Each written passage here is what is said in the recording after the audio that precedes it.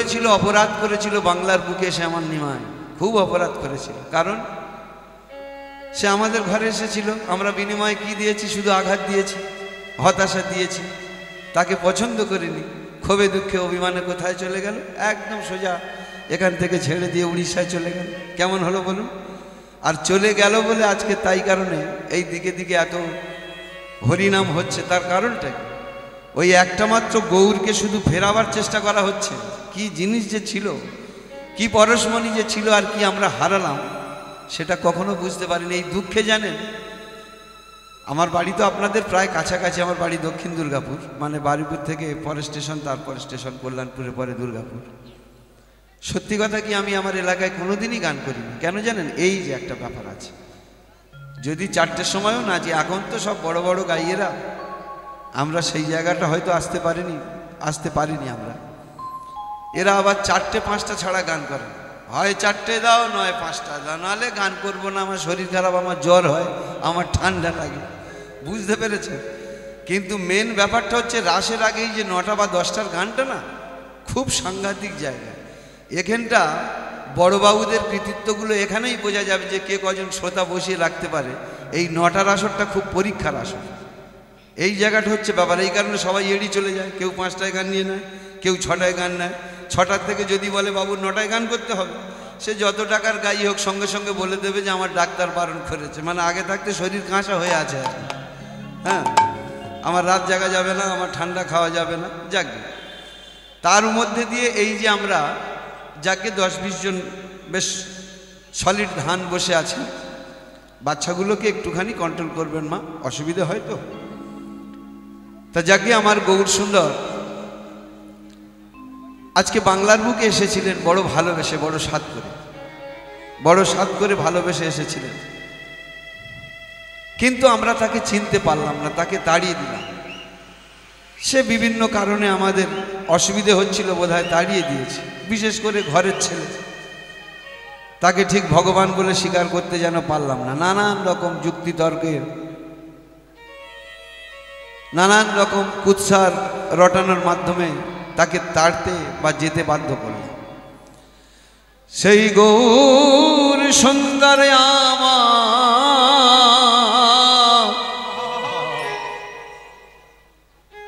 ধরণীর ধুলিতে, বিশেষ করে বাংলার বুকে আলো করে দিল।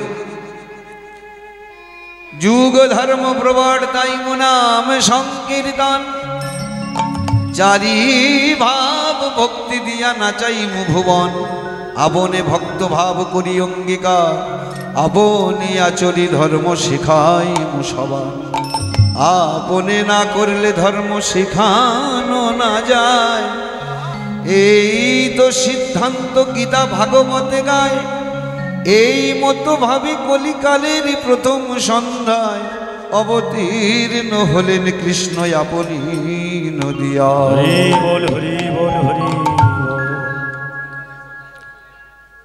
ভক্তমণ্ডলী মায়েরা, এখন কথাটা কি হয়েছে? যুগ ধর্ম পালন করবার জন্য তিনি এসেছিলেন, নিজেকে এই যুগে ভগবান বলে দাবি করলেন না। অন্যান্য যুগে তিনি নিজেকে ভগবান বলে দাবি করেছিলেন, কিন্তু এবারে তিনি আর ভগবান বলে নিজেকে দাবি করলেন না। তিনি দাবি করলেন নিজেকে ভক্ত। আমি ভক্ত, আর ভক্ত হয়ে আমি তোমাদেরকে জানাতে চাই যে ভক্ত হতে গেলে কি কি করতে হয়, কোন কোন পথ অবলম্বন করতে হয়, কোনগুলো পরিত্যাগ করতে হয়, কোনগুলো ধরতে হয়। এইটা তিনি জানাবার জন্য কলির মানুষের কাছে এসেছিলেন এবং বার্তাটা তিনি দিয়ে গেলেন। এমনি বলছে, উত্তম হইয়া আপনারে মানে তৃণাধম। ভক্ত কাকে বলে শুনুন। আমি বলছি না, একদম পুরো চৈতন্য চরিতামৃত থেকে বলছি। উত্তম হইয়া আপনারে মানে তৃণাধম, 2 প্রকার সহিষ্ণুতা করে বৃক্ষসম। বৃক্ষ যেমন কাটিলেও কিছু না বলয়, শুকাইয়া মইলে তবু কারে পানি না মাগয়। যে যাহা চায় তারে দেয় আপন ধন, ধর্ম বৃষ্টি সোহে আনের করহে রক্ষণ। উত্তম হইয়া বৈষ্ণব হবে নিরভিমান, জীবে সম্মান দেবে জানি কৃষ্ণ অধিষ্ঠান। এই মতো হইয়া যেবা কৃষ্ণ নাম লয়, তবে শ্রীকৃষ্ণ চরণে তার প্রেম উপজয়। হরি বল, হরি হরি বল, হরি বল। কি রকম মনে হলো? এই যে কথাগুলো শুনলেন চৈতন্য চরিতামৃতে, বৈষ্ণব হতে গেলে শুধু তিলক থাকলে কি আর বৈষ্ণব হলো? হ্যাঁ, বলছে উত্তম হইয়া আপনারে মানে তৃণাধম। তৃণেরও অধম মানে কেন? বলছে তৃণের সঙ্গে তুলনা করলো কেন? তৃণেরও অধম। এই যে তৃণের কথা বললেন কেন? আপনারা দেখবেন যখন দুর্ব ঘাসের উপর দিয়ে হেঁটে হেঁটে চলে যাচ্ছেন, পাটা দিলেন, পাটা আবার তুলে নিলেন। এই তোলবার সময় দুর্ব ঘাস যেন একটু একটু মাথা ছাড়ি ছাড়ি উঠছে, ও ভাই আমি তো কোনো অন্যায় করিনি, তুমি আমার মাথায় পা দিলে কেন?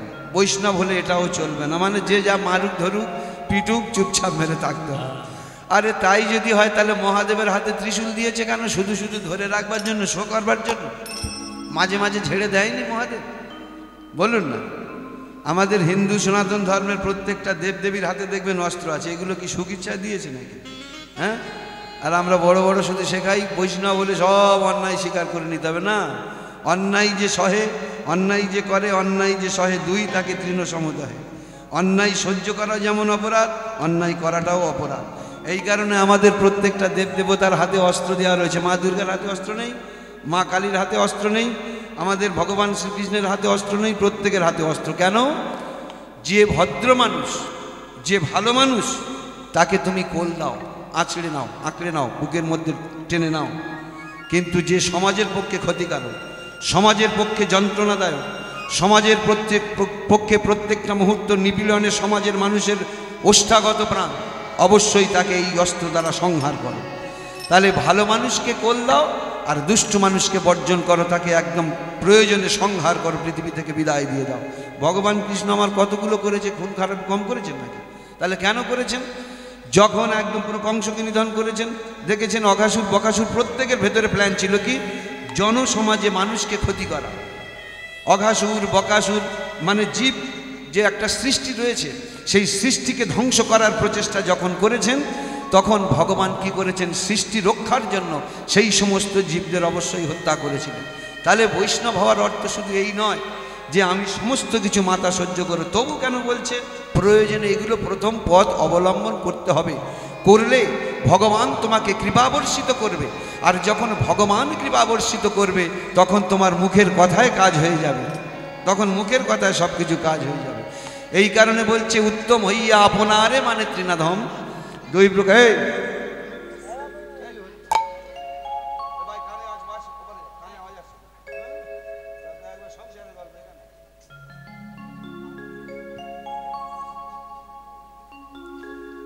বলছে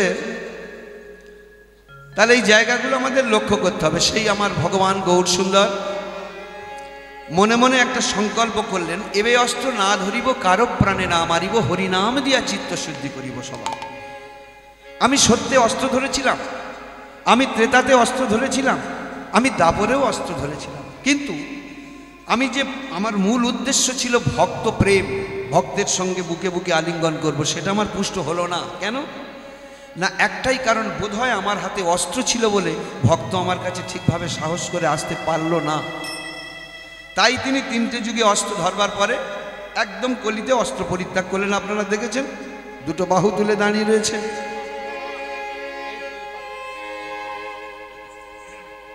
বলে আয় রে ছুটে আয় রে তারা, আয় ছুটে আয়, এথা নাই কো মৃত্যু নাই কো জরা। বলে আয় রে ছুটে আয় রে তারা, হেথা নাই কো মৃত্যু নাই কো জরা। বলে আয় রে ছুটে আয় রে তারা, হেথা নাই কো মৃত্যু নাই কো জরা। হেথা বাতাস গীতি গন্ধে ভরা, চির স্নিগ্ধ মধুমাসে, হেথা চির শ্যামল বসুন্ধরা, চির জ্যোৎস্না নীলাকাশে মহাসিন্ধুর হতে কি ভেসে আসে ওই মহাসিন্ধুর ওপার হতে সঙ্গী ভেসে আসে ওই মহাসিন্ধুর ওপার হতে। কে ডাকে কাতর প্রাণে মধুর তানে আয় চলে আয়, আয় চলে আয় আমার পাশে মহাসিন্ধুর পার হতে সঙ্গী ভেসে আসে ওই মহাসিন্ধুর পার হতে সঙ্গী ভেসে আসে ওই মহাসিন্ধুর ওপার হতে। বলে আয় ছুটে আয়, এবে অস্ত্র না ধরিব, কারো প্রাণে না মারিব, হরিনাম দিয়া চিত্ত শুদ্ধি করিব। সবার এই সংকল্প তিনি করলেন। মনে মনে ঠিক করলেন দাপর যুগে আমি কলিযুগে যাব, কলিযুগে গিয়ে আর কি করব, আমি আর কোনো অস্ত্র ধরব না, সমস্ত অস্ত্র পরিত্যাগ করে একমাত্র আমার একটাই অস্ত্র হবে, সেটা হচ্ছে হরিনাম অস্ত্র। তাহলে প্ল্যানটা করে ফেললেন।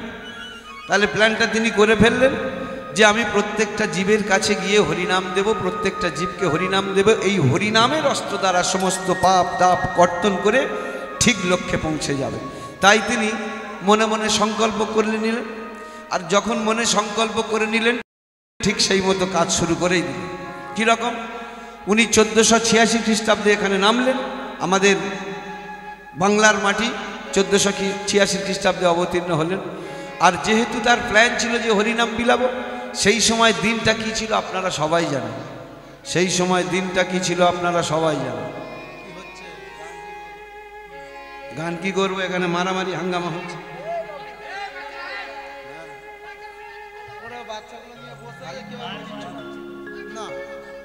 সামনে এত খেল ছোড়া কেউ একটা সারা শব্দই করছে। এটা হিন্দু না এরা তো হিন্দু, তো কেন প্রতিবাদ করবে কেন? যা করে করুক। হ্যাঁ, ঠাকুরকে নিয়ে ছিনিমিনি খেলুক, ঠাকুরকে নিয়ে আজে বাজে কথা বলুক, আমরা হিন্দু না, আমরা শান্তি বজায় রাখি, আমরা কেন প্রতিবাদ করবো? যা পারে হয় হোক। কেউ রাধারানীকে মাল বলে, কেউ কৃষ্ণকে গুন্ডা বলে, আমরা সব তো হজম করে নিচ্ছি তো। হ্যাঁ হয়েছে, অনেক হয়েছে। এ বাবু তোরা বসে থাক, চুপ করে বসে থাক। এবার কি হয়েছে, আমার আসবার সময় তিনি কাজটা করলেন কি, যে আমি হরিনামটাকে জীবের প্রত্যেকটা জীবের কাছে কাছে দেব। তো শুরুতেই একদম হয়ে গেছিল। আপনারা ভালোভাবে মনে আছে আপনাদের, যখন ভগবান ফাল্গুনী পূর্ণিমা তিথিতে এসেছিলেন, আবির্ভাব হয়েছিলেন আমার গৌরাঙ্গ সুন্দর, তখন দেখবেন সেই সময় চন্দ্রগ্রহণ ঘটেছিল না, রাহু চন্দ্রকে গ্রাস করেছিল। বেশ একটা সুন্দর ঝলমলে রাত্রি, কেমন সুন্দর জ্যোৎস্নায় মন ভরে যাচ্ছে, কিন্তু ওই সময় রাহু গ্রাস করছিল।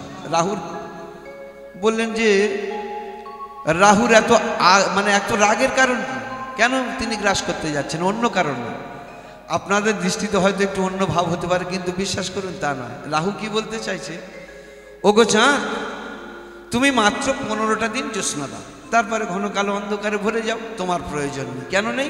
আমার গৌর চাঁদের উদয় হয়েছে। ওগো চাঁদ গো, অকলঙ্ক গোরা চাঁদ,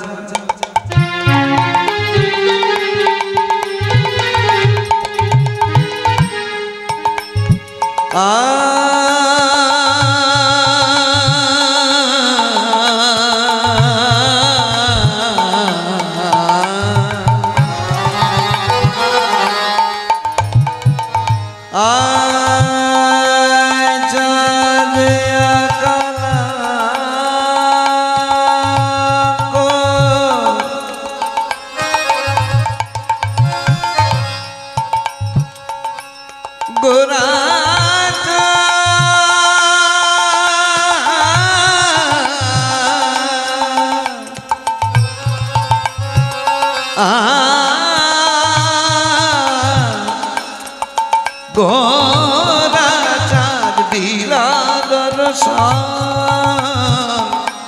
অকলঙ্ক গোরা চাঁদ দিলা দর্শন,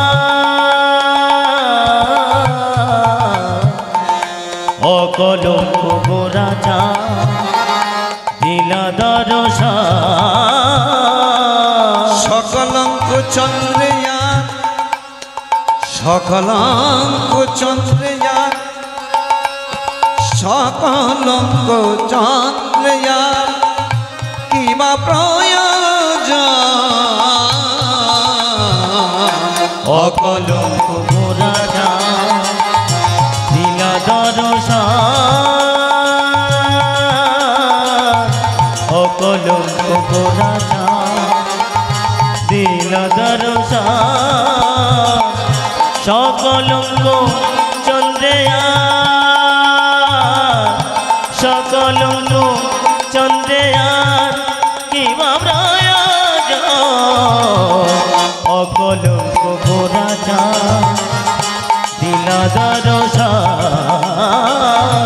অকলঙ্ক গোরা চাঁদ বলে চাঁদ তোলে করি মানা ওরে চাঁদ তোরে করি মানা বলে চাঁদ তোলে করি মানা ও গো চাঁদ তোরে করি মানা আর গগনে দেখা দিও না চাঁদ করে করি মানা ও গো আর গগনে দেখা দিও না চাঁদ করে করি মানা বলে আর গগনে দেখা দিও না চাঁদ তোরে তোলে করি মানা বলে আর গগনে দেখা দিও না আমার গোনা চাঁদের উদয় হয়েছে আর গগনে দেখা দিও না আমার গোরা চাঁদের উদয় হয়েছে আর গগনে দেখা দিও না আমার গোরা চাঁদের উদয় হয়েছে চাঁদ তোরে করি মানা সকলঙ্ক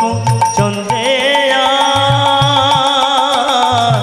কিবা প্রয়োজন সকলঙ্ক চন্দ্রেয়া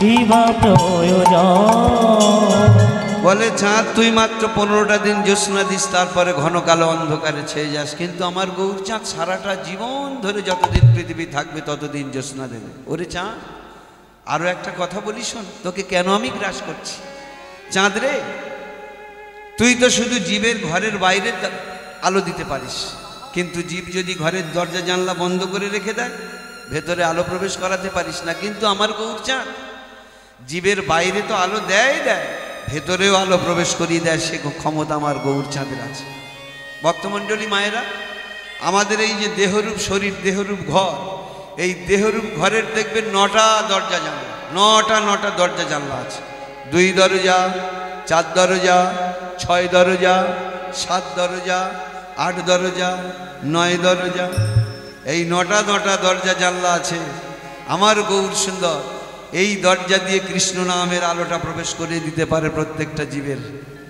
দেহ ঘরের মধ্যে কিন্তু তুই যদি জানলা দরজা বন্ধ করে দেওয়া হয় আর তুই ভেতরে পারিস না দিতে আমার গৌর সুন্দর সেটা পারবে এই কারণে তোকে আর থাকার কোনো প্রয়োজন নেই চাঁদ ওরে চাঁদ এই কারণে আমার গৌর চাঁদের আবির্ভূত হয়েছে বলে তোর গায়ে কলঙ্ক আছে কিন্তু আমার গৌর চাঁদের গায়ে কোনো কলঙ্ক নাই সারাটা জীবন ধরে জ্যোৎস্না দেবে জীবের ভেতর বাহির সমান ব্যাস আসলেন কখন প্রচণ্ড একটা ঝামেলা চলছে সেই সময় একটা জ্ঞান গর্বে গর্বিত সবাই জানেন মহাপ্রভু আবির্ভাব কখন হলেন ঠিক একটা চরম পর্যায়ে দেখবেন দেশে কখন কখন মিলিটারি শাসন চলে বলুন তো সরকার মিলিটারি শাসন লাগায় দেখবেন যখন আর সাধারণ পুলিশে কন্ট্রোল করতে পারছে না সেই সময় মিলিটারি শাসন চলে এমন একটা সময় ভগবান আসলেন না ওই বলেছেন যদা যদা হি ধর্মস্য গ্লানির্ভবতি ভারত অভ্যুত্থানম অধর্মস্য তদাত্মানম সৃজাম্যহম পরিত্রাণায় সাধূনাং বিনাশায়শ্চ দুষ্কৃতম ধর্ম সংস্থাপনার্থিয়ায় সম্ভবামি যুগে যুগে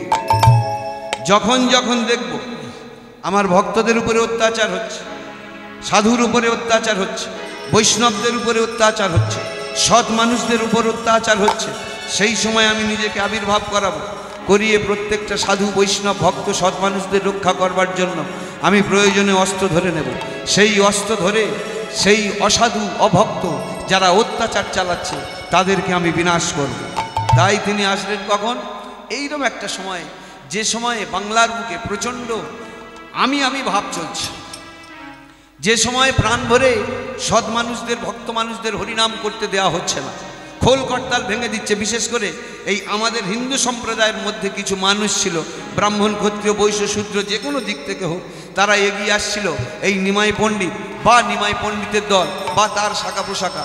তারা যখনই হরিনাম করবে, দাও তাদের কোনো রকম কারণ, খুঁটিনাটি কারণ দেখিয়ে কাজী সাহেবের কাছে একবার নালিশ করে দাও, যাতে করে হরিনাম বন্ধ হয়ে যায়। ঠিক এই সময় প্রত্যেকটা পণ্ডিত, দিকে দিকে পণ্ডিত, প্রত্যেকটা ঘরে ঘরে পণ্ডিতের আনাগোনা। আমি ন্যায় রত্ন, আমি তর্করত্ন, আমি বিদ্যারত্ন, এই রকম একটা জ্ঞান গর্বে অহংকারে চলছে। আমার নিমাই ঠিক করলেন যে না, একমাত্র প্রেম দিয়েই সমস্ত কিছুকে জয় করা যায়, কোনো রকম অহংকার দিয়ে জয় করা যায় না। তাই আমি এমন একটা সময় আবির্ভাব হব যে সময় আমাকে দেখে মানুষ শিখবে। তাহলে কোন সময় আসলেন? যে সময় প্রত্যেকটা মানুষের মানে সুচাগ্র ভাগ অপেক্ষা তীক্ষ্ণ বুদ্ধি, সুচাগ্র ভাগ অপেক্ষা তীক্ষ্ণ বুদ্ধি। সুচাগ্র ভাগ মানে কি?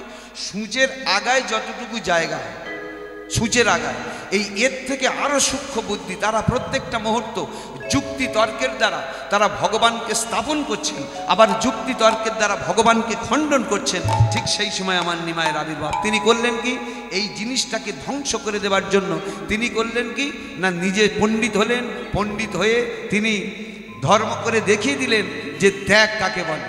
দেখো, তোমরা যেটা বলছো অর্থ না, অর্থ সব কথা নয়। তোমরা যে বলছো মান অভিমান পাণ্ডিত্য সব কথা না, দেখো একমাত্র কৃষ্ণ প্রেমই সব কথা। তার প্রমাণ আমি। সারা জগতে এমন কোনো পণ্ডিত নেই যে কিনা আমাকে যুক্তি তর্কে হার মানিয়ে দেবে। এই সেই নিমাই তোমাদেরকে বলছে একমাত্র প্রেমই শ্রেষ্ঠ, কৃষ্ণ নামই শ্রেষ্ঠ। তিনি অনেক কিছুই করে গেছেন। এই যে আপনারা বাতাসা একটু আগে কুড়িয়ে খেলেন, অনেকেই তো এখানে বাবুরা বাতাসা ছড়ানো না, এটা ওনারই প্রয়াস ছিল। কি জানেন, একটা এমন সময় ছিল জাতির অহংকার, আমি ব্রাহ্মণ, ওর সঙ্গে মিশবো না, ওর ছায়া আমার নেব না, এইরকম একটা ব্যাপার ছিল। আমি ক্ষত্রিয়, আমি বৈশ্য, আমি শূদ্র, আমি ওরা যদি আমাকে অবহেলা করতে পারে আমিও ওদের ঘরে সব কিছু সাপ্লাই দেবো না, এইরকম একটা ব্যাপার চলছে। এই সময় আমার নিমাই কি করলেন, এই যে হরিলুট ছড়ানোর ব্যবস্থাটা করে দিয়েছেন। বলে দেখো, এর অনেক কটা কারণ আছে। তার কারণ একটা হলো কি জানেন, এই যে হরিবাসনটা হলো বা কাল থেকে হচ্ছে, এখানে বহু সাধু গুরু বৈষ্ণব ভক্তের আগমন ঘটে, তাই না? বহু সাধু গুরু বৈষ্ণব ভক্তের আগমন ঘটে। তাই কারণে আমরা সাধুমুখে গুরুমুখে শুনেছি নাকি সাধু গুরু বৈষ্ণবের চরণধুলিতে নাকি একটু যদি ভেতরে আমরা পাঠাতে পারি, আমাদের দেহ শুদ্ধ হয়ে যায়, আমাদের পাপ দূরীভূত হয়ে যায়। কিন্তু যদি আপনার পাশ দিয়ে এখনকার দিনে যদি কোনো সাধু যায়, টিটকারি তো মারি আমরা, একটু প্রণাম তো করি না, একটু শ্রদ্ধা জানাই না, আমরা সম্মান না দিতে পারি, অসম্মান করতে পারি, প্রচণ্ড সম্মান দিই না, উল্টে টিটকারি মারি। পায়ের ধুলো নেওয়া তো অনেক দূরের কথা, কিন্তু শাস্ত্রবিহিত কথা। ভগবান শ্রী গোবিন্দ প্রত্যেকটা মুহূর্ত প্রত্যেকটা শাস্ত্রের মধ্যে দেখিয়ে দিয়েছে। তাহলে দেখুন, সাধুগুরু বৈষ্ণবের চরণধুলিতে নাকি একটু যদি আমাদের পেটের ভিতরে দিতে পারি, আমাদের উদরে প্রবেশ করাতে পারি, তাহলে আমাদের নাকি জ্বালা যন্ত্রণা সমস্ত দূরীভূত হয়ে যায়। কিন্তু যদি বলে ওই সাধুটা বসে আছে, একটু চরণধুলি নাও, তো নেবে না কেউ। এই কারণে টেকনিকটা কীরকম খাটালেন দেখুন। প্রথম তো এখানে অনেক রকম মানুষ ছিল, একদম কোদাল কোপানো থেকে শুরু করে, হয়তো এমন হতে পারে উকিল ডাক্তার এখানে বসেছিল, হতে পারে হরিনাম শুনছিল, এমন হতে পারে ব্রাহ্মণ ছিল, ক্ষত্রিয় বৈশ্য শূদ্র, তার মধ্যে একটা হয়তো সাধুও বসেছিল, যে সাধুকে হয়তো সবাই কেউ জানে না, কারণ সাধু চিনিতে না রে দেবের শকতি। দেব পর্যন্ত সাধুকে কোনোদিন চিনতে পারে না, কখন কি বেশে তারা এসে হরিবাসরে বসে থাকবে। তাহলে যদি একটা সাধু সেই এসে থাকেন, তার চরণধুলিতে এই হরিবাসর ধন্য হয়ে গেছে, সেই চরণধুলিটা এই সাধু হরিবাসরে রেখে গেছেন। এইবারে বাতাসাগুলো ছড়িয়ে দিলেন, মানে কি হলো, সেই ধুলি ভক্ত সাধু বৈষ্ণবের ধুলিটা বাতাসায় লেগে গেল। এই তো একটু আগে কত মারামারি হয়েছে বলুন দিন, এখানে বাতাসা পড়েছে, কেউ একটা বলতে পারবেন? আমি তো দেখতে পাচ্ছি না যে একটা বাতাসা কেউ পড়ে আছে। এখন দূরে টুরে 5 হাত দূরে 2 হাত দূরে কেউ বাতাসা একটা দেখতে পাচ্ছি না, অথচ অন্তত 3 কিলো মতো বাতাসা ছড়ানো গেল কোথায়? কই আর ধুলো বলে জ্ঞান করেছে? কিন্তু কালকে সকালবেলা যখন হরিনাম শেষ হয়ে যাবে, পথের উপরে বাতাসা পড়ে যাবে, কই পড়ে থাকবে একটা, কই দেখি না, আপনি খান দেন দেখি, এই একদম হাত দিস না। কিন্তু এখন এই মাল ঝালগুলো গেল কোথায়? তাহলে যেই বাতাসাটা পড়েছে তার সঙ্গে সাধু বৈষ্ণব ভক্তের চরণধুলি লেগে গেছে, আপনারা সঙ্গে সঙ্গে মুখের মধ্যে নিলেন। কেউ হয়তো যারা 5টা 6টা পেয়েছেন, আবার আঁচলে বেঁধে নিয়েছেন, কেন? আগামী দিনে বিকেলবেলা বাতাসার জল করে খাবো। কই ধুলো জ্ঞান করেছেন? তাহলে প্রকারান্তরে বাতাসার মধ্য দিয়ে সাধু গুরু বৈষ্ণব ভক্তের চরণধূলি আমাদের মধ্যে প্রবেশ করানো হলো। এটাই হচ্ছে তার উদ্দেশ্য। আরও একটা কি হলো, এখানে কোনো অহংকার থাকবে না, আমি ব্রাহ্মণ, সবাই এসে হরিনাম শুনে গেল, আমি ক্ষত্রিয়, আমি বৈশ্য, আমি শূদ্র, কারুর অহংকার থাকবে না, সবাই মিলেমিশে পাশে বসে। এই অহংকারটা ভাঙবার জন্য একটা সময় প্রচণ্ড জাতের অহংকার চলছিল, সেই জাতের অহংকারটা ভাঙবার জন্য আমার নিমাই এই সমস্ত পরিকল্পনাগুলো করে গেছে। হ্যাঁ, তাহলে ভক্তমণ্ডলী মায়েরা ব্যাপারটা বুঝতে পারছেন। এখানটা যদি আমি নিমাই পণ্ডিত যদি চেষ্টা করতেন যে বাতাসার বদলে রসগোল্লা ছড়াবো, তার ক্ষমতা ছিল না। যে 3 কিলো বাতাসা কিনতে পারে, এখন 3 কিলো বাতাসার দাম কত? খুব কম করে 300 টাকা ধরি, তা 300 টাকার অন্তত 1 কিলো তো রসগোল্লা হতে রে বাবা। তো 1 কিলো রসগোল্লা যদি ছড়িয়ে দিতে অসুবিধে কী ছিল? রসগোল্লা ছড়ালেন না কেন জানেন? রসগোল্লা যতই সাদা হোক, যেই ছড়িয়ে দেবেন ধুলো লেগে যাবে গায়ে, আর মানুষের রুচি হবে না, খাবে না। আরও একটা কি, এই রসগোল্লাটাকে যদি বয়ামের মধ্যে রেখে আটকে রাখেন, 2 ঘন্টা 3 ঘন্টা পরে পচা দুর্গন্ধ ছুটবে, পচে যাবে। কিন্তু বাতাসাকে আপনি 6 মাস রেখে দিন একটা কাঁচের বয়ামে, কোনো রকম কিচ্ছু হবে না, নড়নড়ন চলন ঠিকঠাক থেকে যাবে। যখন পেটের ব্যথা বাড়লো, শরীর কনকন ঝনঝন করছে, আপনার ভিতরে সেই ভক্তিটা রয়েছে যে সাধু বৈষ্ণবের চরণ ধুলি মাখানো ধুলো আছে, একটুখানি খেয়ে নি বাতাসের সঙ্গে, ব্যাস হয়ে গেল। হ্যাঁ, তাহলে দেখেছেন কত সুন্দর প্রয়াস আমার মহাপ্রভু চালিয়েছেন, অহংকার চূর্ণ করে দিলেন। সেই গৌরাঙ্গই আমার আস্তে আস্তে একটু একটু করে বাড়ছে, দেখছে একটা ভালোই কেমন দামামা বেজে চলেছে, অহংকারের দামামা। তাই তিনি করলেন কি, গৌরাঙ্গ আমার করলেন কি, যখনই যায় গঙ্গার ঘাটে স্নান করতে, সাধু বৈষ্ণবদের পিছন থেকে গিয়ে টিকি কেটে নিচ্ছেন। নিমাই, ও মা সচিমা, সচিমা, আমরা বৈষ্ণব, সাধু বৈষ্ণব, তোমার ছেলে নিমাই যেভাবে আমাদের সঙ্গে আচরণ করছে এটা তো মানা যাচ্ছে না। কেন বাবা, কি হয়েছে? এবারে তোমাদেরকে এক ঘরে করে দেবো। কেন বাবা? না, সাধু বৈষ্ণবদেরকে অপমান করছে, টিকি কেটে নিচ্ছে, আমাদের চৈতন কেটে নিচ্ছে। দাঁড়াও বাবা দাঁড়াও, আমার নিমাই আসুক। খেলতে খেলতে আসছে নিমাই, নিমাই এদিকে আয়, নিমাই এদিকে আয়। বলো মা কি হয়েছে? কেউ মনে হচ্ছে নালিশ করেছে। এরাই হ্যাঁ করবে না, কি নালিশ করেছে? চৈতন কেটে নিয়েছিস কেন নিমাই?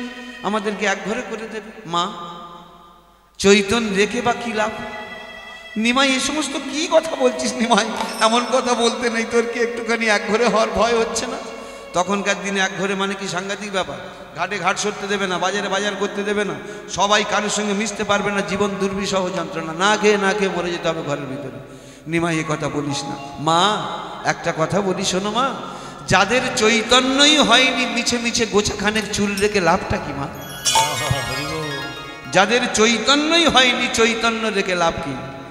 ওই কারণে বলছে না, রামকৃষ্ণ পরমহংসদেবের কাছে যেই প্রণাম করতে যেত, তোমার চৈতন্য হোক, এই আশীর্বাদ করতেন। কই বলতেন তোমার দীর্ঘ পরমায়ু হোক, তোমার ঘরে ধনৈশ্বর্য ভর্তি হয়ে যাক। রামকৃষ্ণ পরমহংসদেব এটা বলতেন না, বলতেন কি, কেউ প্রণাম করলে তোমার চৈতন্য হোক। কেন? আমরা সংসার করছি, আমরা অর্থ রোজগার করছি, আমাদের জমি জমা আছে সেগুলো পালন করছি, আমাদের সন্তান সন্ততি হয়েছে তাদের ভরণ পোষণ করছি, তাহলে আমার চৈতন্যটা কোথায় নেই? এ চৈতন্য সে চৈতন্য নেই।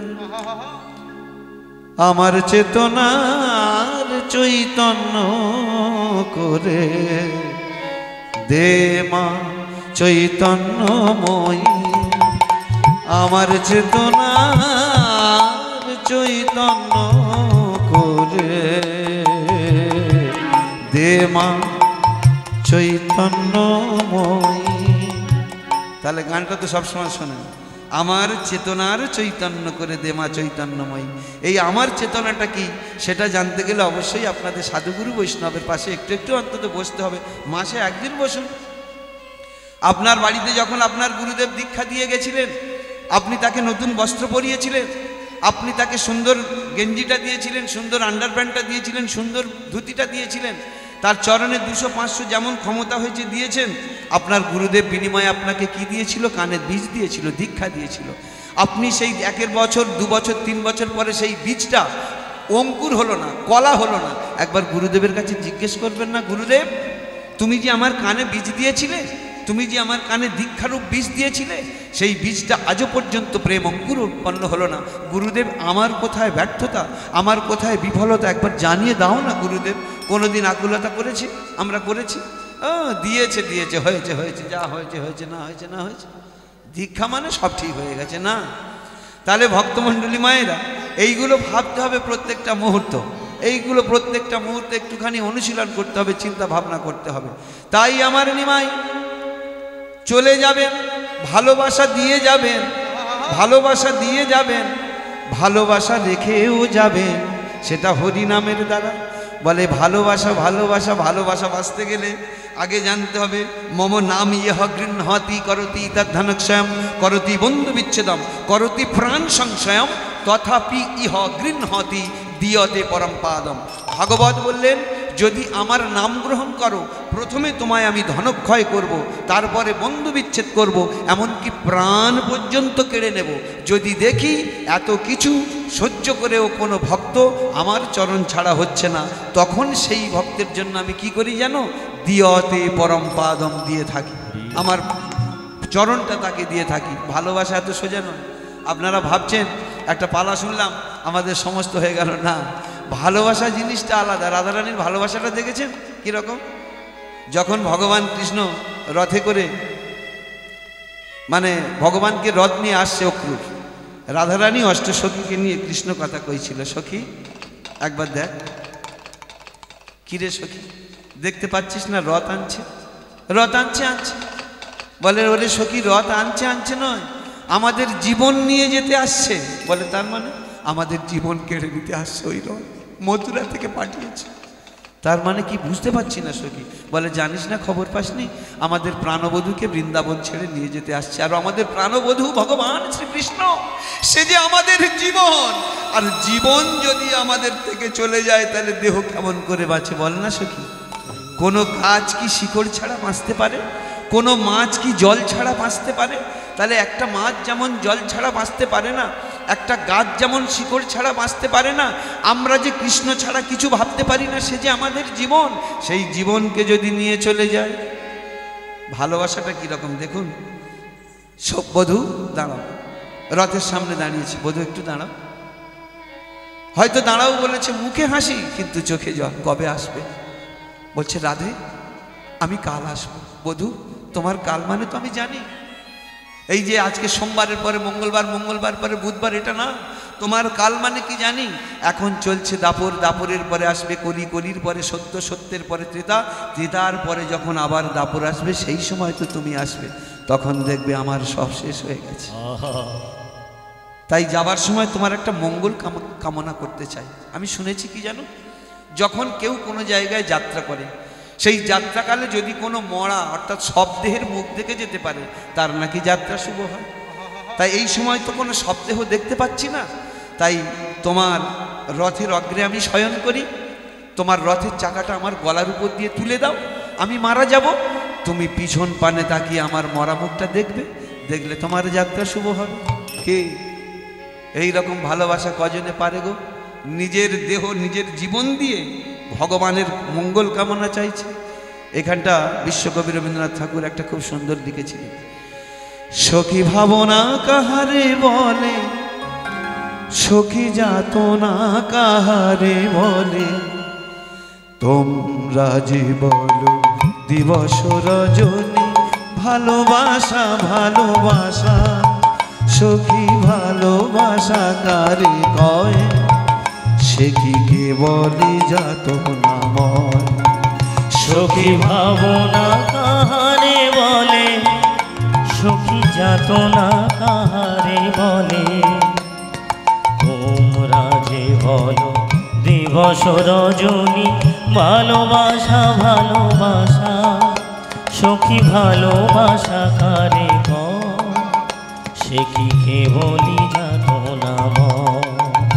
সখী ভাবনা কাহারে বলে, সখী যাতনা কাহারে বলে, তোমরা যে বলো দিবস রজনী, ভালোবাসা ভালোবাসা, সখী ভালোবাসা কারে কয়, সে কি কেবলি যাতনাময়। সে কি কেবলি চোখের জল, সুখে বলে দুঃখের শ্বাস, লোকে তবে করে কি সুখেরও তরে এমন দুঃখেরও আস। সখী ভাবনা কাহারে বলে, সখী যাতনা কাহারে বলে, তোমরা যে বলো দিবস রজনী ভালোবাসা ভালোবাসা, সখী ভালোবাসা কারে কয়, সে কি কে বলি যাতনা ময়। সখী ভাবনা কাহারে বলে, সখী যাতনা কাহারে বলে, সখী ভাবনা কাহারে বলে, সখী যাতনা কাহারে বলে। এইবারে কি হয়েছে দেখুন, ভালোবাসাটা কিরকম দেখুন। নিজের জীবন দিয়ে ভগবানকে ভালোবাসা, এ ভালোবাসা কজনে পারে? এই কারণে ওই কথাটা বলছিল না, মম নাম ইহা গৃহতি, যে আমার নাম গ্রহণ করে, করতি তৎ ধনক্ষয়ম, তার ধনক্ষয় করি, করতি বন্ধু বিচ্ছেদম, তার বন্ধু বিচ্ছেদ করি, করতি প্রাণ সংশয়ম, তার প্রাণকে পর্যন্ত কেড়ে নি। যদি দেখি যে এত কিছু সহ্য করে আমার চরণ ছাড়া হচ্ছে না, তখন সেই ভক্তের জন্য আমি কি প্রেজেন্টেশন দিই জানো? সেই সাধনাতীত ভজনাতীত অব্যয় অব্যক্ত চরণ, যাহা পাবার জন্য ক্ষীরদের কুলে মুনি ঋষি যোগী দেবতা সারাটা জীবন গলিত পত্র ভক্ষণ করে তপস্যা করেও যে ভগবানের সামান্য চরণ ধুলো পায় না, সেই চরণটা আমি স্বয়ং সেই ভক্তের জন্য দিয়তে পরম পাদম দিয়ে থাকি। হরি বল হরি হরি বল। এমনি কি রাধারানী এত কলঙ্কিনী, তবু জগতে তার নাম তো গুরুদেবরা দীক্ষা রূপে দেয়, এত কলঙ্কিনীর নাম কানে দেয় কেন? দীক্ষা বীজ কিরকম কলঙ্কিনী বুঝতে পেরেছে? ভগবানের জন্য আত্মত্যাগটা কতটা। বধূ দাঁড়াও, ব্যাস এই তার কথা। আমার গলার উপর দিয়ে তুমি তোমার রথের চাকাটা তুলে দাও, আমি মারা যাব। মারা গেলে তুমি পিছন পানে তাকিয়ে আমার মুখটা দেখবে, মরা মুখটা, তাহলে তোমার যাত্রা শুভ হবে। ব্যাস ভগবানের উপরে এই ভালোবাসা। সখীদের বলছে, সখীরে আমি যখন মারা যাব না, তোরা কি করবি জানিস? আমার দেহটাকে নিয়ে যেন গঙ্গার জলে ভাসিয়ে দিস না, আমার দেহটাকে নিয়ে যেন তোরা আগুনে পুড়িয়ে দিস না। কেন জানিস? যদি গঙ্গার জলে ভাসিয়ে দিস তাহলে মাছে খেয়ে নেবে, হাঙর কুমিরে খেয়ে নেবে। যদি তোরা আগুনে পুড়িয়ে দিস পঞ্চভূতে মিশে যাবে, তাহলে আমার মরা দেহটাকে গোবিন্দ সেবা হবে না। আমি জীবিতকালে তো আমি সেইভাবে ভগবানকে সেবা করতে পারলাম না, আমি মরার পরে যেন আমার দেহটা আমার প্রাণ গোবিন্দের বিন্দুমাত্র সেবায় লাগে। আচ্ছা সখী, তুই কি উন্মাদিনী হয়ে গেছিস? তুই কি উন্মাদিনী হয়ে গেছিস সখী? আরে মানুষ মরে গেলে তারপরে কি করে দেহ তার ভগবানের সেবায় লাগতে পারে? সে তো আর ভগবানকে সেবা করবে কি করে? বলছে হয়, যদি ইচ্ছা থাকে অনেক উপায় হয়, জানিস সখী? আমি বলে দিই, সেইটুকু কথা তোরা পালন করিস। বল, আমার দেহটা তোরা কমাল গাছের ডালে ঝুলাইয়ে রাখবি।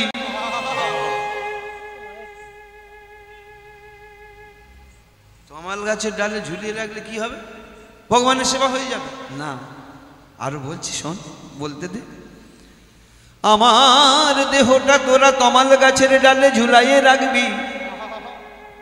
জল লাগবে, রোদ লাগবে, হাওয়া লাগবে, আমার দেহের মাংস পচে পচে যাবে, মাটিতে ঝরে পড়বে, মাটির উপরে পড়বে, মাটির সঙ্গে মিশে যাবে, মাটি উর্বর হবে, সেই উর্বর ভূমিতে ঘাসের জন্ম নেবে, সেই ঘাস আমার প্রাণ গোবিন্দের ধেনু সকল খাবে, খেয়ে দুধ দেবে, সেই দুধ থেকে ক্ষীর স্বর নবনী তৈরি হবে, আমার প্রাণ বধূর সেবায় লাগবে। হরি বল হরি বল। মরিব মরিব সখী, হরি বল হরি বল। না পোড়াইও রাধায় অঙ্গ, না ভাসাইও জলে, না পোড়ায় রাধায় অঙ্গ, না ভাসায় জলে,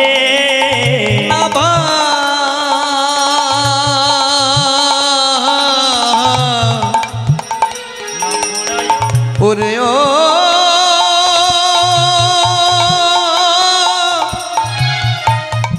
ওরে ও সখী আমার মরমিয়া, আমি মরার আগে তোদের দুটো কথা বলে যেতে চাই। না পোড়াইও রাধায় অঙ্গ, না ভাসাইও জলে, না পোড়ায় রাধায় অঙ্গ, না ভাসায় জলে, ওরা না পোড়াইও রাধায় অঙ্গ, না ভাসাইও জলে, না পোড়ায় রাধায় অঙ্গ, না ভাসায় জলে,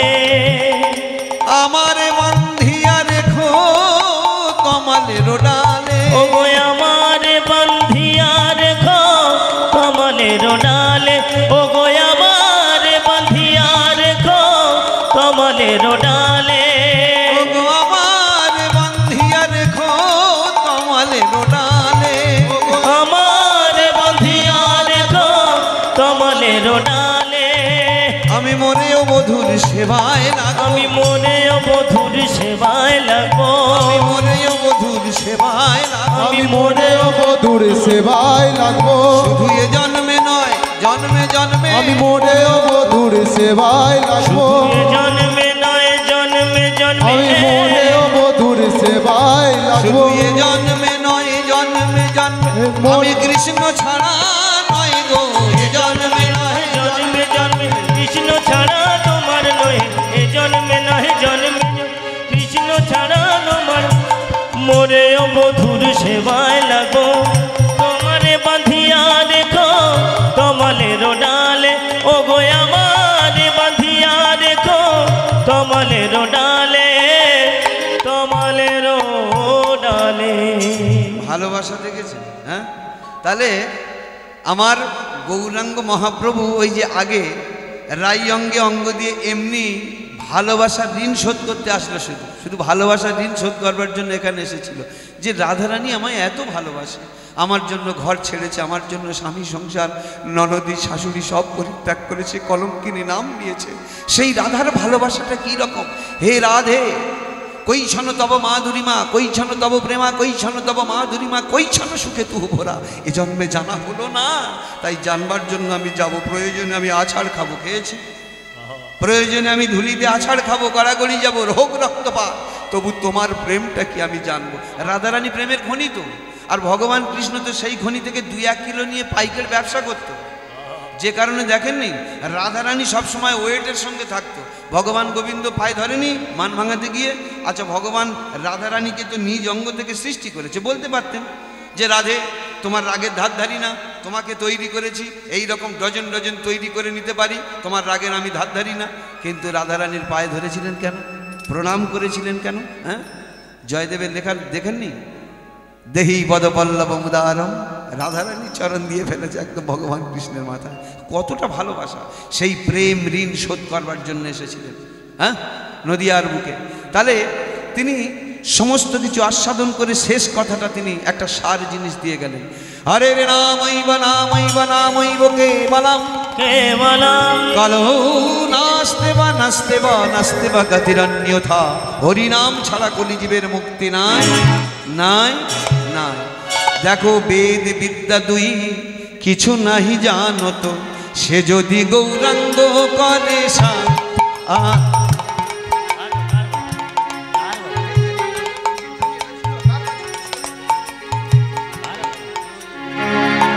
বেদ বিদ্যা দুই কিছু নাহি জানো তো, সে যদি গৌরাঙ্গ করে ভবপার।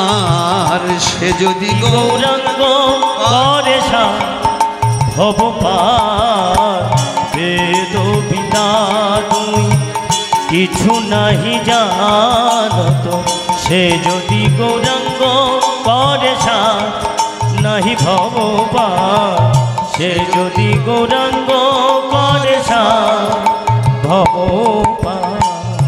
নয়নানন্দে ভনে সেই তো সকলি জানে, নয়নানন্দ ভনে সেই তো সকলি জানে।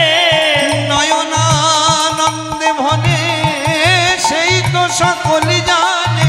ও গো নয়নানন্দে ভনে সেই তো সকলি জানে। সর্বসিদ্ধি করো তলে তার ভবপার। ও গো সর্বসিদ্ধি করো তলে তার ভবপার। সর্বসিদ্ধি করো তলে তার ভবপার। সর্বসিদ্ধি করো তলে তার ভবপার। যেজন সার করেছে গৌর চরণ, সার করেছে গৌর চরণ।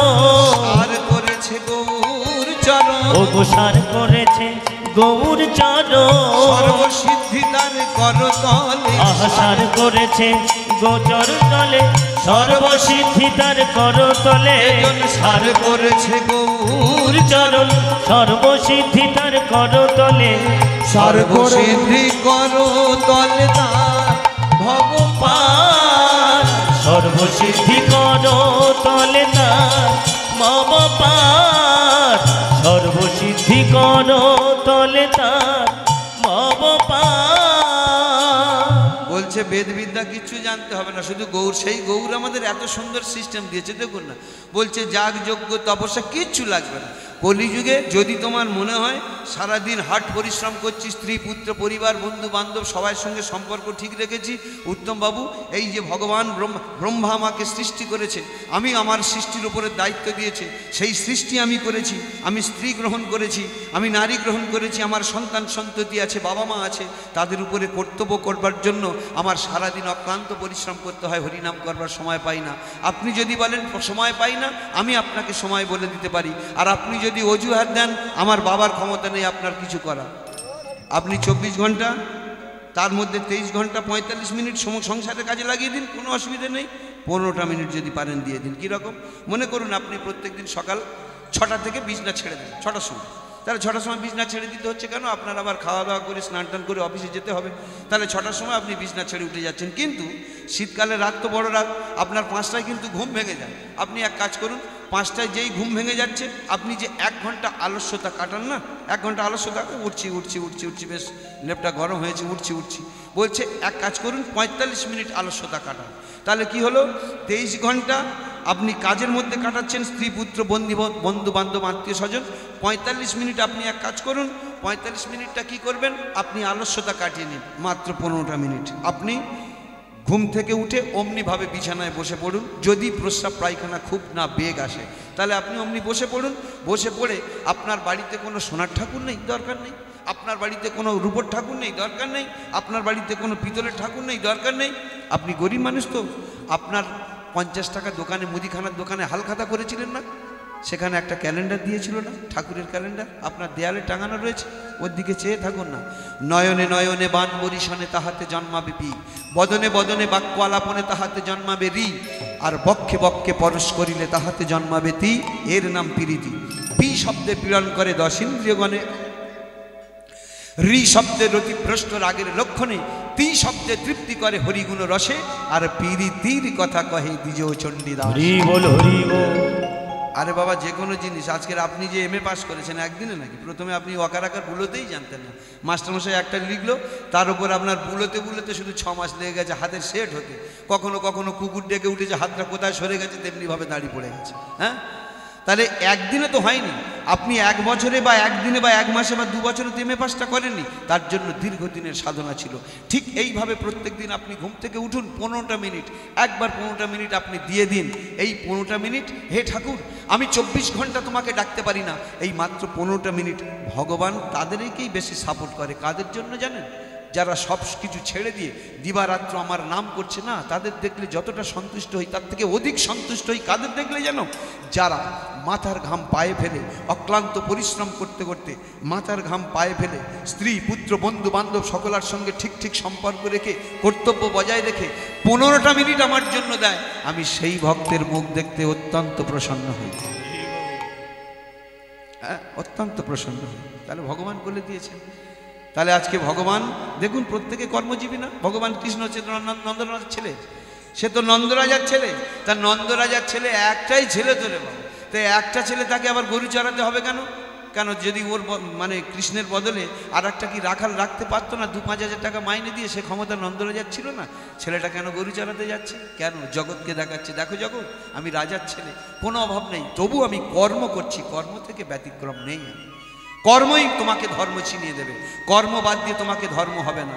সে যে কোনো আত্মকর্ম যা হোক, কর্ম তোমাকে ধর্ম দেখিয়ে দেবে।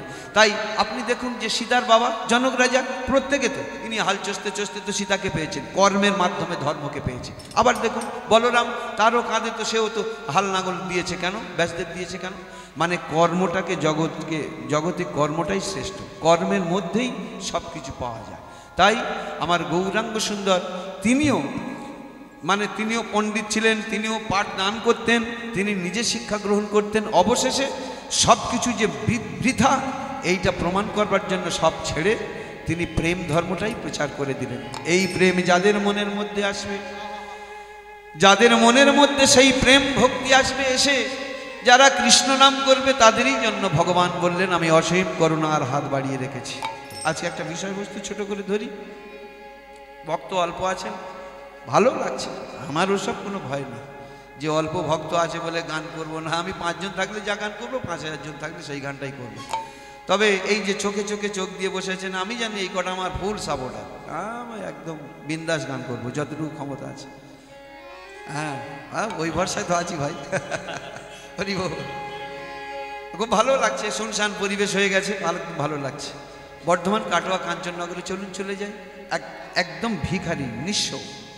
আহা, এদের পক্ষে ঠাকুর দেবতা কি ডাকা যায় গো? হয় মানে যদি যেদিন 2 স্বামী স্ত্রী এক মুঠো ভিক্ষে করে তবে পেট চলবে। তারা কি হরিনাম করবে বলুন দেনি? হরিনাম কোনোদিন গরিব লোকরা করতে পারে? সুযোগ কই? হরিনাম তো করেছে সব বড় লোকের ঘরের ছেলেরা। কি রে বাবা, ফটাস ফটাস।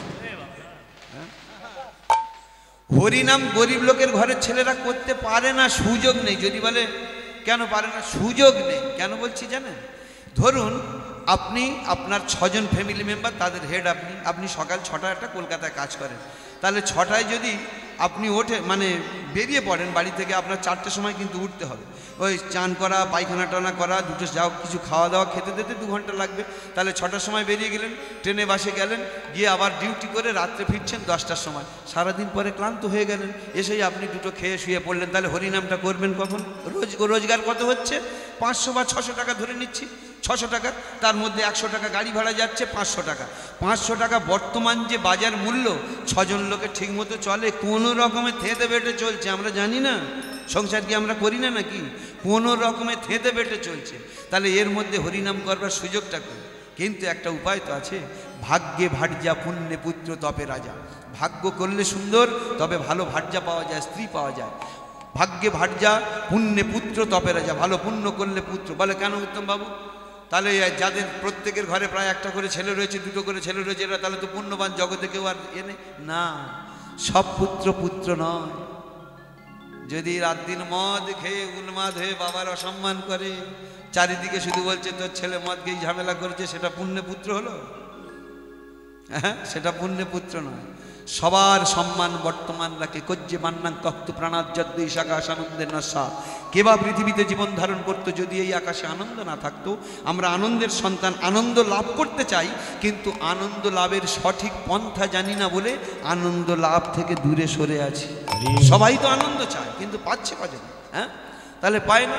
তাহলে দরিদ্র পরিবার, তার মধ্যে কি সুন্দর হরিনাম করবার কোনো রকম সুযোগ নেই, কিন্তু ছাড়ছে না, ছাড়ছে না। আরে হরিনাম কারা করলো দেখুন না, সব বড় লোকের ঘরের ছেলেমেয়েরা তো হরিনাম করেছে।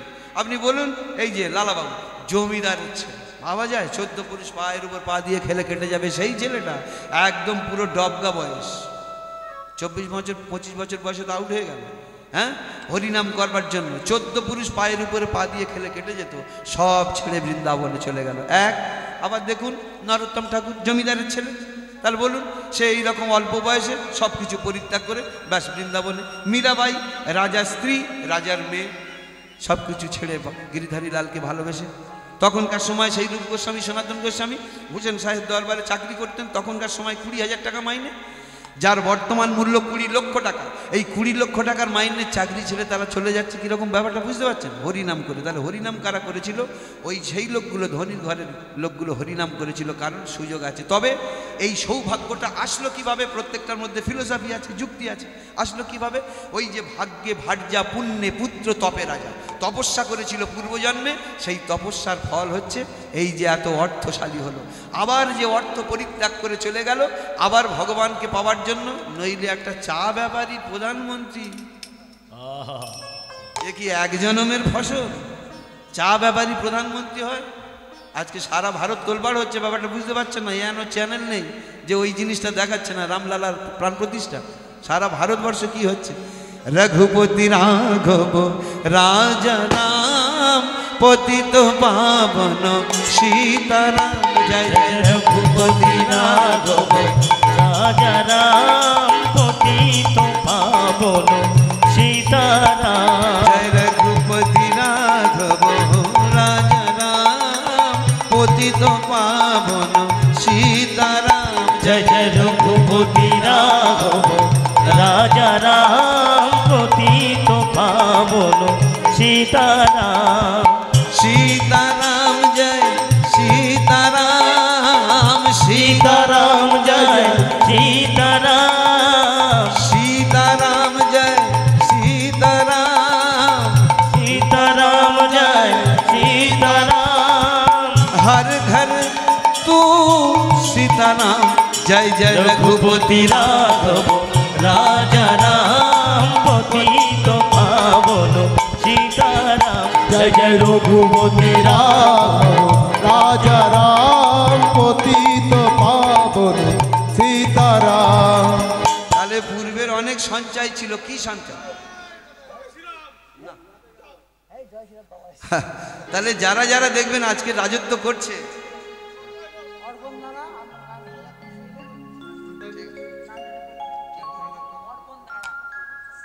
আচ্ছা অর্পণ ধারা মানে ভাইয়ের আমার বলছে যে গানটা ভালো লেগেছে দাদা 100 টাকা আমি তোমাকে পুরস্কার দিলাম। নিতাই গো, হ্যাঁ হচ্ছে হচ্ছে ভাই, একটু বসি, একটু গানটা করি।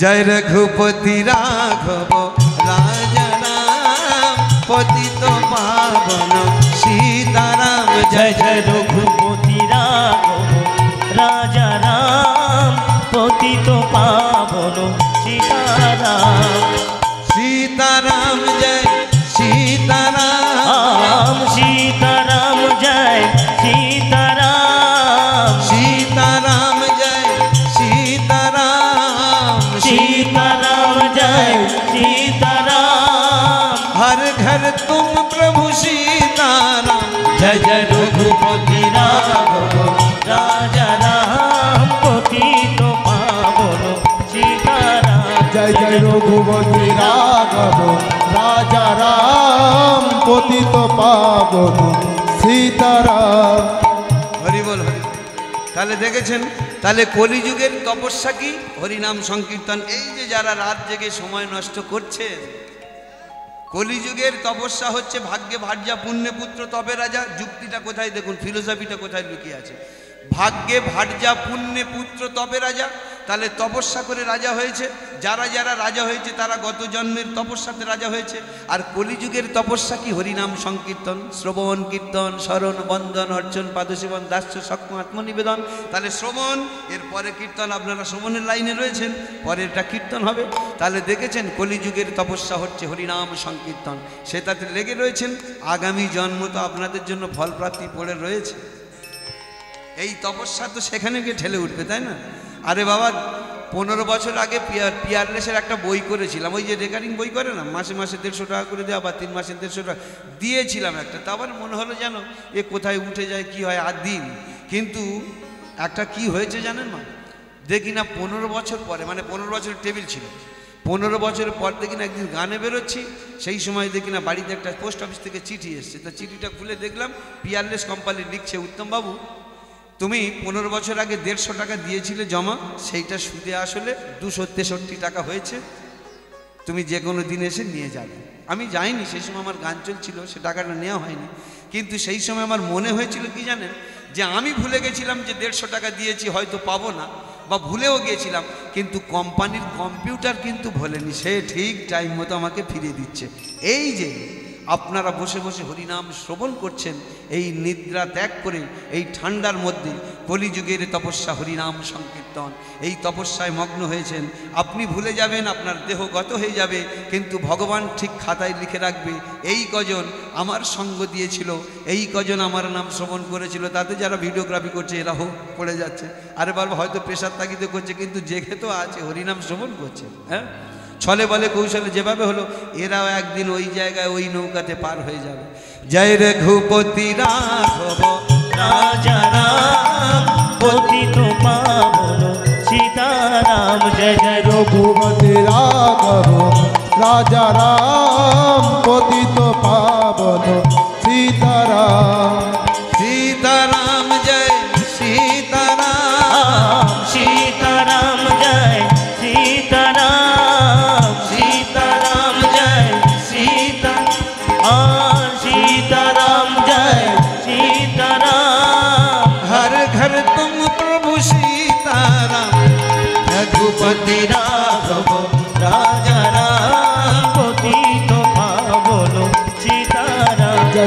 রঘুপতি রাঘব রাজা রাম পতিত পাবন সীতারাম। ব্যাপারটা বুঝতে পারছেন? এই দুই স্বামী স্ত্রী খুব গরিব, দুমুঠো যদি ভিক্ষে করে আনতে পারে সেই দিনটা কোনো রকমে খেতে পারে, ভিক্ষে না করলে খাওয়ার নেই। কিন্তু ঠাকুরের সেবা বন্ধ দেয় না। একটা ছোট্ট পর্ণকুটি, সেই পর্ণকুটিরে একটা বিগ্রহ বসিয়ে রেখেছে, ভগবান শ্রীকৃষ্ণের বিগ্রহ। আহ, দুই স্বামী স্ত্রী ভগবানকে ডাকে, ডেকে আর বলে, ঠাকুর গো, ঠাকুর গো, একটা কথা বলবো তোমায়। তুমি যে অভাব দিয়েছো না, মাথা পেতে নিয়েছি, বিন্দু মাত্র দুঃখ নেই, এই অভাবের মধ্যে বিন্দু মাত্র দুঃখ নেই। কেন জানো ঠাকুর? এই অভাব দিয়ে রেখেছো বলে তবে তো তোমাকে ভালোবাসতে পারছি। যদি অভাবটা না দিতে, তোমার কাছে যদি 2 লাখ টাকা চাইতে হয়তো দিতে, তোমার কাছে যদি 2তলা বাড়িটা চাইতাম হয়তো দিতে। কিন্তু যেদিন 2তলা বাড়ি পেতাম, 2 লাখ টাকা পেতাম, সেই টাকা বাড়ি আঁকড়াতে আঁকড়াতে তোমাকেই ভুলে যেতাম। ভগবান তুমি যা করেছো সবই মঙ্গলের জন্য। ভগবান যা করে সব মঙ্গলের জন্য নয়? বলবে না উত্তমবাবু, এটা হয় না, আমার সারা জীবন অভাবে অভাবে কাটছে, আর ভগবান যা করে মঙ্গল, আর ভগবান যা করে সবই মঙ্গলের জন্য। জানবেন, যত ঝড় হবে মানে জানবেন, ঝড় যত তীব্র হবে ততই জানবেন আপনার অন্য দিক থেকে একদিকে উপকার হচ্ছে। কি হয়? ঝড় যত তীব্র হবে তত কত জীবাণু ধ্বংস হয়ে যায় জানেন, যেগুলো আপনার প্রত্যেক মুহূর্ত ক্ষতি করে। তাহলে একটা খারাপ হলে তার অন্যদিকে ভালো আছে। তাহলে কি জানেন, মানে রাজার মন্ত্রী দুজনে কি করেছে আর কি, মৃগয়াতে গিয়েছে, বনের মধ্যে আস্তে আস্তে যাচ্ছে। তা যেতে যেতে এখন রাজার পাটা ফেটে গেছে, ইটে হোঁচট লেগে পাটা ফেটে গেছে। মন্ত্রীকে জিজ্ঞেস করছে, আচ্ছা মন্ত্রীবর, আমি তো কোনো এখন অন্যায় করলাম না, দোষ করলাম না, এই যে পা ফেটে গেল, কি ব্যাপার বলো তো? বলে, মহারাজ, ভগবান যা করেছে সব মঙ্গলের জন্য, কোনো চিন্তা করবেন না। তো বলছে, ভগবান যা করেছে সব মঙ্গলের জন্য, পা ফেটে রক্ত বেরোচ্ছে মঙ্গলের জন্য। পাশে ছিল একটা কুয়ো, অমনি ধাক্কা দিয়েছে, বলে তবে তোমাকে এই কুয়োয় ফেলে দিলাম, ভগবান তোমার মঙ্গল করবে। কুয়োয় ফেলে দিয়েছে, দিয়ে এইবারে কি করছে, সে বেচারি কুয়ো থেকে আর উঠতে পারছে না মন্ত্রী। রাজামশাই কি করেছে, আস্তে আস্তে একাকী একাকী যাচ্ছে। এখন ওই একাকী যেতে যেতে বনের মধ্যে অনেক দিন ধরে কিছু তান্ত্রিক সাধু তারা বাস করতো, যাগযজ্ঞ করছে, একটা নরবলি দেবার স্বপ্ন নিয়েছে তারা। তা সেই নরবলিটা তারা দেবে, খুঁজছে। এখন খুঁজতে খুঁজতে পাচ্ছে না, রাজামশাইকে ধরে ফেলেছে। যেই রাজামশাইকে ধরে ফেলেছে, ভালো করে ধরে নিয়ে গিয়ে রাজামশাইকে মানে বলির আগে যেরকম স্নান টান করায়, স্নান করিয়েছে, ভালো করে সুবাসিত দ্রব্য দিয়ে তার অঙ্গ টঙ্গ সজ্জা করেছে। এইবারে করে কি হচ্ছে, যখন হাড় কাটে মুন্ডটা দিয়েছে, ঘাতক বলি দিতে যাবে, সেই সময় একজন বলছে, এই দাঁড়া না। বলছি, কি হলো? বলি দেওয়া যাবে না কেন? বলো, ফাটা চটা মাল চলবে না। বলে, সে কি? বলে, পায়ে দেখ, মার কাছে দিতে গেলে নিখুঁত জিনিস দিতে হয়, ফাটা চটা জিনিস দিতে নেই। তা পায়ে দেখে না যে সত্যি সত্যি ফেটে গেছে, চিড়চিড় করে রক্ত বেরোচ্ছে, বলে তবে ছেড়ে দে। আর রাজামশাই চিন্তা করছে, বারে ঠিকই বলেছিল, ভগবান যা করে সব মঙ্গলের জন্য। আহারে, কত অন্যায় করেছি বেচারির সঙ্গে, দেখি আমি একবার যাই, তার অন্তত নিজের ক্ষমাটা চেয়ে নিই। মন্ত্রীবর, মন্ত্রীবর, মন্ত্রীবর, মন্ত্রীবর, হাতটা দেও, হাতটা দাও ভাই, হাতটা দাও। একই রাজামশাই, যত্ন করে ফেলে দিত, বেশ একা একা গেলে আবার এমন উচ্ছ্বাস নিয়ে এসে আমায় তুলছ। বলে, ভাই বলে ভুল করেছি গো, এসো এসো। বলে, কেন? তুমি যেটা বলেছিলে না, একদম ঠিক বলেছো, ভগবান যা করে সব মঙ্গলের জন্য, একদম ঠিক বলেছো। বলে, কেন রাজামশাই? আরে ওই পায়ে যদি না ফাটা থাকতো, আজকের এখান থেকে কাটা হতো। যদি পায়ের ফাটা না থাকতো, এখান থেকে কাটা হতো। বলে, রাজামশাই তুমি যে আমায় ঠেলে ফেলে দিয়েছো, এটাও তো মঙ্গল হয়েছে। এটাও মঙ্গল হয়েছে, কি করে হলো? বলে, যদি তুমি ঠেলে ফেলে না দিতে, তোমার সঙ্গে আমি থাকতাম, তোমারে ফাটা চটা দেখলে আমারে তো ধরতো। ঠাকুর তুমি যা করেছো ভালো হয়েছে, দুঃখ দিয়েছো, মাথা পেতে নিয়েছি। তবে ঠাকুর মাঝে মাঝে ভয় করে, জানো? কিসের ভয় জানো?